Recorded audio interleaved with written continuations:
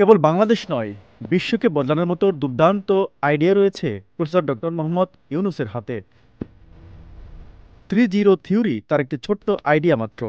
সময় ও সুযোগ পেলে পৃথিবী বদলের এই মিশনে নিজেকে জড়াবেন এই নোবেল জয়ী।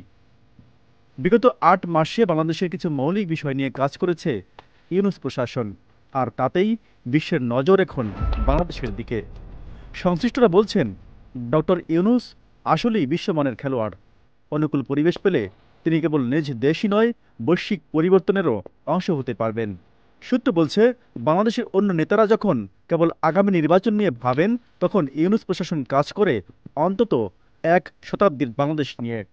আগামী ১০০ বছরে অর্থনীতি, কর্মসংস্থান, রাজনৈতিক সংস্কৃতি, প্রযুক্তি খাত সহ বাংলাদেশের সার্বিক অবস্থান কোথায় গিয়ে দাঁড়াবে, সেই রূপরেখা নির্মাণেই কাজ চলছে নিপুণ দক্ষতায়। এমন কিছু মেধাবী ও দেশপ্রেমিক লোক যুক্ত হয়েছেন যারা আসলেই দেশকে পাল্টে দেওয়ার সক্ষমতা রাখেন।